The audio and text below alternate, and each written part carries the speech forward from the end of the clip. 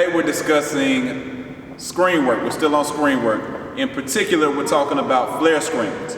Flare screens are set for our offensive players to get open in the space away from the ball. Pin down screens, you're coming toward the ball. Curl screens, we're curling, which is also similar to a pin down, we're curling toward the ball.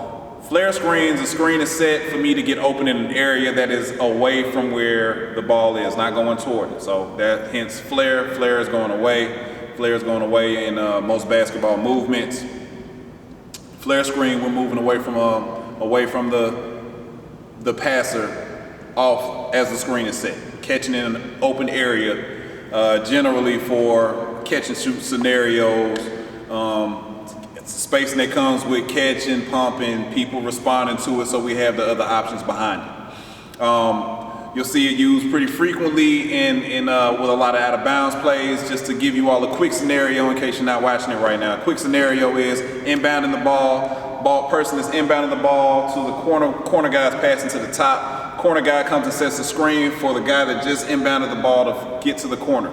Him getting from there to the corner is a flare screen that's being set for him to catch the ball in that empty space in the corner. So that's the scenario that we get to use it in. Flare screens, they create a lot of opportunities in spacing. Spacing, when we get into being able to guard space, is what makes it difficult for teams to take away options when you make them guard space. And flare screens to get open away from the ball with offensive players that are skilled enough to use their footwork to get in the shots quick.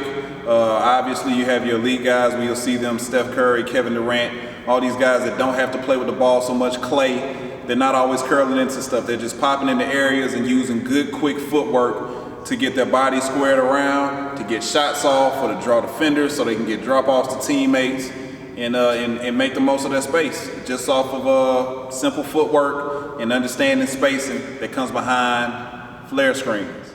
We'll find a way somehow.